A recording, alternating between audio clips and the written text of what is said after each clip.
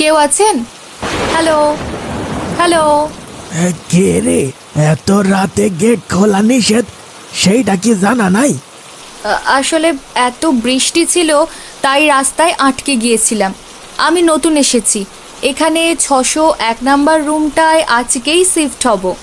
না, সকালে আইসো, এখন কাউরে এন্ট্রি দেওয়া যাইব না। আমি এখন এত রাতে কোথায় যাব? এই শহরে আমার কেউ নেই। প্লিজ আমাকে আসতে দিন, আর কখনো দেরি করব না। আচ্ছা ঠিক আছে। ঋতু খুব কষ্টে নিজের জিনিসপত্রগুলো নিয়ে ভেতরে প্রবেশ করলো। 601।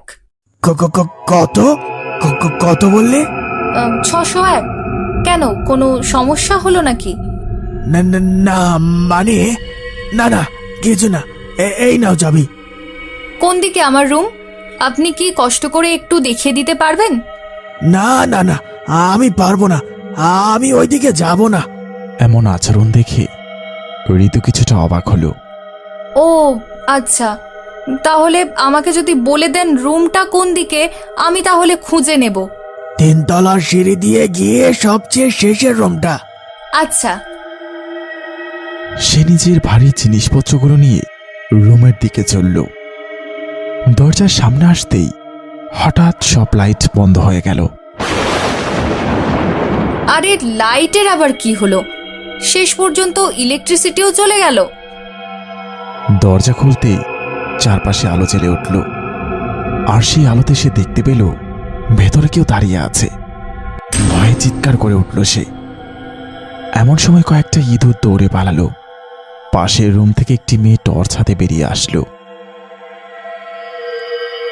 এই, কে রে তুই? তোর সাহস তো কম না, আমার রুমের পাশে এসে আমার ঘুমে বাধা দিস। সরি, আসলে হঠাৎ করে ইঁদুর দেখে। এই সময় আবার লাইটগুলো জ্বলে উঠল। তোকে তো নতুন মনে হচ্ছে এখানকার। কে তুই? কোন রুমে এসেছিস? আমি ঋতু, আজকেই আপনার পাশের রুমে শিফট হয়েছি। Nice to meet you. হাসি মুখে ঋতু হাত এগিয়ে দিল, কিন্তু মেয়েটি হাত বাড়ালো না। তুই এখনো এখানকার নিয়ম কানুন জানিস না, বুঝলি? কাল আমার সাথে দেখা করবি। বলেই চলে গেল সে। আজব তো, নতুন একটা মানুষের সাথে। আচ্ছা যাই হোক, আমি যাই, ভেতরে গিয়ে বিশ্রাম নিই। সে রুমের ভেতরে প্রবেশ করবে, এমন সময় সে বুঝতে পারল হায় রে কপাল, পায়েও ব্যথা পেলাম। কষ্ট করে সে ভেতরে চলে গেল। ভেতরে যেতেই দেখতে পেল সবকিছু এলোমেলো, এবং দেয়ালে বিভিন্ন রকম পেন্সিল দিয়ে আঁকাআঁকি করা। প্রচন্ড ময়লা চারপাশটাই। ইস, এখন তো মনে হচ্ছে সব পরিষ্কার করা ছাড়া বিশ্রাম নেওয়াটারও উপায় নেই। কি একটা অবস্থা হয়ে আছে এখানে। ঋতু পরিষ্কারের কাজে লেগে গেল। ঘড়িতে তখন রাত 2টো।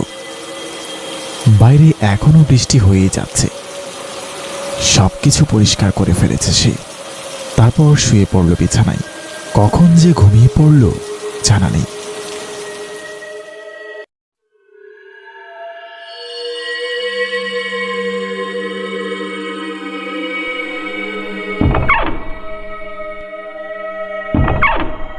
আর একটু ঘুমোতে দাও না মা। ও মা, এখন নাস্তা খাবো না গো, একটু ঘুমোতে দাও। এই মেয়ে, তাড়াতাড়ি ওঠো। এই, পরে খাবার শেষ হয়ে গেলে আর নাস্তা জুটবে না কপালে। আরে তাই তো, আমি তো এখন শহরে এসেছি, এখানে মা বাবা কেউ নেই। আবদার করে শুয়ে থাকা যাবে না, তাড়াতাড়ি হাত মুখ ধুয়ে নে ঋতু।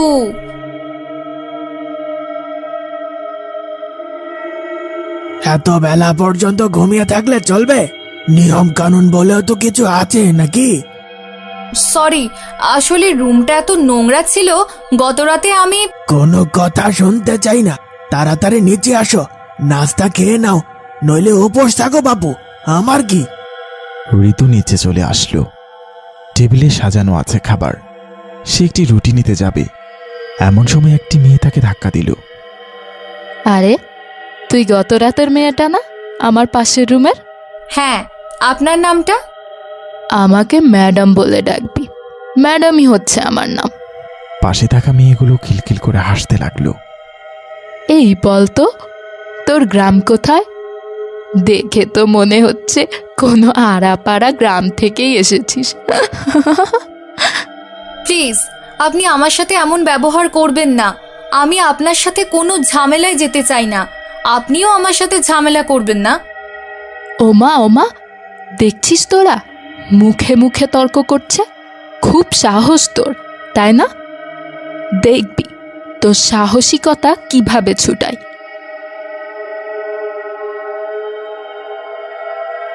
কিন্তু আমি তো এখনো নাস্তা করতে পারিনি। তাতে আমাদের কি? ক্লাস শেষ করার পর আবার সেই মেয়েটির সাথে দেখা হলো। এই গে অভূত, আজকে যেই অ্যাসাইনমেন্টের কথা বলেছে, তোরটার সাথে আমারটাও করে আনিস। মানে? মানে আবার কি, এখানে পড়তে হলে, হোস্টেলে থাকতে হলে আমি যা বলি তোকে করতে হবে। সুমির দেয়া খাতাটা হাতে নিয়ে তাকিয়ে রইল সে। মনে মনে কিছুটা আফসোস করে ক্লান্ত পায়ে এগিয়ে চলল হোস্টেলের দিকে। এসে থেকেই কিছু ভালো কাটছে না। আমি গ্রাম থেকে এসেছি বলে আমার সাথে এমন করবে? নিজের কাজেরই শেষ নেই, সেখানে এখন ওদের হোম টাস্কটাও আমাকে করতে হবে। মনে এটা সেটা ভাবতে ভাবতে একটা চলন্ত গাড়ির সামনে এসে পড়ল ঋতু। যখন গাড়িটা তাকে চাপা দেবে, এমন সময় একটা হাত তাকে টেনে সরিয়ে নেয় সেখান থেকে। কিন্তু মানুষ জড়ো হতেই চোখের পলকে অদৃশ্য হয়ে গেছে সে। কে কে ছিল? কে বাঁচালো আমায়? আমি নিশ্চিত আমি কাউকে দেখেছিলাম যে আমাকে বাঁচিয়েছে। ঋতু তার রুমে বসে পড়াশোনা চালিয়ে যাচ্ছিল। এমন সময় দরজায় নক। সে দরজা খুলে দেখতে পেল কিছু মেয়ের সাথে দাঁড়িয়ে আছে সুমি। কি হলো তোমার এখানে? কিছু প্রয়োজন? গত 2 দিন থেকে আমাদের জামা কাপড় ধোয়া হয়নি। তাহলে আমি কি করব? কি বলছো তোমরা এসব? আমি পড়ালেখা করছি, আর এমনিতেও আমি কেনই বা তোমাদের কাজ করব? বলতে না বলতেই সুমি চুল টেনে ধরল ঋতুর। খুব সাহস হয়েছে, তাই না? আমার মুখের উপর তর্ক। আহ, উফ, ছাড়ো বলছে, লাগছে। তাড়াতাড়ি গিয়ে সব পরিষ্কার করে আন, নয়তো তোর খবর আছে। আচ্ছা ঠিক আছে ঠিক আছে, আমার চুল ছাড়ো। সুমি কাপড়গুলো ঋতুর গায়ে ছুঁড়ে মারে। কোনো উপায় না পেয়ে বাধ্য হয়ে সে কাপড়গুলো তুলে নিয়ে ভিতরে চলে যায়। বাথরুমে ঢুকে সাবানের উপর পা রাখতে পিছলে পড়ে যেতে লাগলো সে। এমন সময় অদৃশ্য কেউ তাকে হাওয়ায় তুলে ধরল। কে? এখানে কে আছে? না, সবটা কোনোভাবেই আমার মনের সন্দেহ হতে পারে না। আমি নিশ্চিত এখানে আমাকে সাহায্য করার চেষ্টা করছে কেউ। কখনো গাড়ির অ্যাক্সিডেন্ট থেকে, কখনো বাথরুমে পড়ে যাওয়া থেকে। অবশ্যই কেউ আছে, কিন্তু কে সে? আরে, তুমি নতুন মেয়েটা না, 601 নাম্বার রুমের? জি। কবে এলে? কেমন কাটছে দিনকাল? গত রাতেই এসেছি। ঋতুর হাতে এতগুলো কাপড় দেখে জিজ্ঞাসা করলো, এখানে সবাই তোমার সাথে ভালো আচরণ করছে তো? কোনো সমস্যা হলে আমাকে জানাবে। আসলে কিছু কিছু দুষ্টু মেয়ে আছে, নতুন মেয়েদের পেলেই ফাইজলামি করে। তোমার সাথে অমন কিছু করছে না তো? আসলে জি না, আমি ভালো আছি। আচ্ছা, তাহলে আমি চলি, তুমিও তোমার রুমে চলে যাও। এমনিতেই তো ঝামেলার অভাব নেই, এখন যদি বিচার দেয় তাহলে ওই সুমি নামের মেয়েটা আমার জীবন নরক করে ফেলবে। থাক ভাই, আমি ওদের থেকে দূরে দূরে থাকলেই ভালো। সে নিজের রুমে চলে গেল। ঠিক সেই সময়টাতেই হঠাৎ করে সিলিং ফ্যানটা ছুটে পড়ল, কিন্তু ফ্যানটা তার গায়ের সামনে এসে থমকে গেল। ঋতু দীর্ঘ শ্বাস ছেড়ে কান্না করতে করতে বলল, কে তুমি? আমাকে কেন সাহায্য করছো? প্লিজ আমাকে বলো, প্লিজ দেখা দাও, প্লিজ। আমি তোমার কোনো ক্ষতি করব না। বলতে না বলতেই দৃশ্যমান হলো একটি ছেলে, যার গায়ে ভয়ঙ্কর কালো দাগ, মুখ ফ্যাকাশে। তুমি কি আমায় ভয় পাও না? ঋতু কিছুক্ষণের জন্য স্থির হয়ে গেল, তারপর মনে সাহস নিয়ে বলল, না, তুমি তো আমার বিপদের বন্ধু, তোমাকে কেন ভয় পাবো বলো? এই শহরে আসার পর থেকেই তুমি আমাকে সাহায্য করে যাচ্ছ, তাহলে কেন আমি তোমাকে ভয় পাবো? আমি তো ভয় পাই এখানে থাকা স্বার্থপর মানুষগুলোকে। তা ঠিক বলেছ। তোমার নাম কি? আমার নাম রবিন। এখানে আসার পর থেকে আমার একটাও বন্ধু হয়নি, শুধুমাত্র আমি গ্রাম থেকে এসেছি বলে। এখানে পরিবার ছাড়া থাকতে আমার ভীষণ কষ্ট হয়, কিন্তু তার মধ্যে এত নিষ্ঠুর আচরণ আমার জীবনটাকে নরক করে তুলেছে। তোমার যদি একটা ভূতের সাথে বন্ধুত্ব করতে সমস্যা না হয়, আমার কিসের আপত্তি? তুমি নিশ্চয়ই ওই ফ্যানটার জন্য ব্যথা পেয়েছো। ভূতের আবার ব্যথা? তারা দুজনেই একসাথে হেসে উঠল। এভাবেই কাটতে লাগলো কয়েকদিন। তাদের দুজনের মাঝে সুন্দর একটি বন্ধুত্ব গড়ে উঠেছে। মাঝে মাঝে অন্ধকারে রবিনকে দেখে ভয় পেয়ে যায়, কিন্তু তবুও তাদের মাঝে কখনো বন্ধুত্বের ফাটল ধরেনি। তুমি তো আমায় হার্ট অ্যাটাকে মেরে ফেলবে, আমি ভয় পেয়েছিলাম। কি করব, আমি তো আর দিনের আলো সামনে আসতে পারি না। কি হয়েছে তোমার? তুমি কাঁদছিলে কেন? আর কে? ওই সুমিটা আজ আমার গায়ে পানি ঢেলে দিয়েছিল, আমি ওর কাজ করব না বলেছি বলে। চলো, ওকে আজ একটা শিক্ষা দেই। কিন্তু কিভাবে?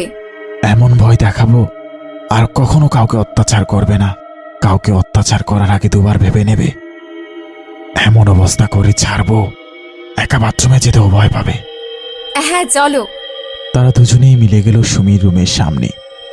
ঋতু দরজার পাশে দাঁড়িয়ে রইল, আর রবিন ভিতরে চলে গেল। ওরে বাবা, এটা কি? বাঁচাও! আয় হায়, আমাকে মেরে ফেললো। কেউ আছো? দরজাটা খুলো, কেউ আছো? একদম উচিত শিক্ষা দিয়েছি। না ভাই, না না, আর জীবনেও কাউকে দিয়ে নিজের কাজ করাবো না। বরং দরকার হলে আমি নিজে গিয়ে ঋতুর কাজ করে দিয়ে আসবো। প্লিজ আমাকে ছেড়ে দাও। চিৎকার শুনে এগিয়ে এলো ম্যানেজার রাহুল আর সেই বৃদ্ধা। ঋতু, গত রাতে তুমি সুমিকে ভয় লাগাবার কাজে জড়িত ছিলে, তাই না? না মানে, সত্যি কথাটা আমাকে বলতে পারো? আমি মূলত আজ সেই কথা জানতে আসিনি। আমি এসেছি তুমি কিভাবে এটা করলে তা জানতে। মানে কিভাবে তুমি সুমিকে ভূতের ভয় দেখালে। স্যার আপনি যদি কাউকে না বলেন তাহলে বলবো। ওকে। আসলে আমার একটা বন্ধু আছে, ভূত বন্ধু। কি? সত্যি কথা বলছি, ও আমাকে সাহায্য করেছিল গতকাল। ওর নাম কি রবিন? তোমার বন্ধুর নাম কি রবিন? আপনি কি করে জানেন? ঋতু, তুমি হয়তো জানো না, এই জায়গাটায় আগে ছেলেদের হোস্টেল ছিল। মারাত্মক র্যাগিং, মারামারি ছিল এখানকার নিত্যদিনের ঘটনা। কিন্তু একটা পর্যায়ে এর ফল আত্মহত্যা অবধি পৌঁছায়। তখনই জায়গাটা বন্ধ করে দেওয়া হয়েছিল। তারপর মেয়েদের এখানে বসবাসের ব্যবস্থা করা হয়েছিল। তোমার রুমটায় গত কয়েক বছর আগে রবিন নামের একটা ছেলে আত্মহত্যা করেছিল। আর তারপর থেকে ওই ছেলের আত্মা সম্পর্কে বিভিন্ন গুজব ছিল আমাদের হোস্টেলে। কিন্তু সময়ের সাথে সাথে মানুষ ওগুলো ভুলে গিয়েছিল।